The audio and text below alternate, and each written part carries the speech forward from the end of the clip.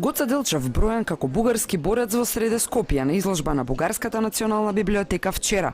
Пред само 5 дена пак, свечено вратан споменикот на лав кој држи штит со нацртана мапа на Санстефанска Бугарија, под која потпаѓа цела Македонија, пред Националниот дворец на културата во Софија.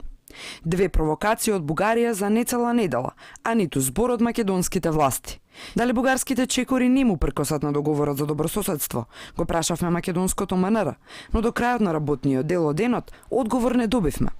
И додека македонската страна говори за соседско помирување, бугарската ги лиферува своите тези на отворен терен, оти иако се негаторски, нашата влада едноставно ги премолчува. Вчера, организаторите на изложбата не сакаа да коментираат дали презентирањето на Делчев како бугарски борец не им штети на односите. Работата на библиотекарят, неговите основни задължения включват, както казах, опазването на тези документи и вече тяхното представяне пред публики. Ние не коментираме събития, ние не даваме оценки.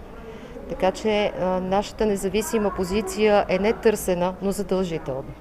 Министерот за одбрана Каракачанов, кој од Скопје на средбата со Шекеринска испрати порака дека Софија е добар сосед. На негова територија за време на поставувањето на споменикот, со гордост го цитираше заветот на Левски дека бугарите сакаат да живеат слободни во Бугарија, Тракија и Македонија. Днес се възстановява една правда. Връща се онзи паметник, който беше унищожен и премахнат в едни времена на безродие.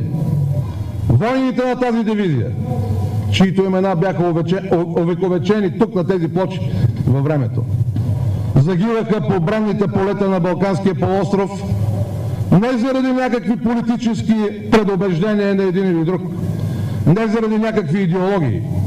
Те загиваха, за да осъществят завета на Левски, че ние българите искаме да живееме свободни в България, Тракия и Македонија. Зошто македонската влада продолжува да молчи за провокациите?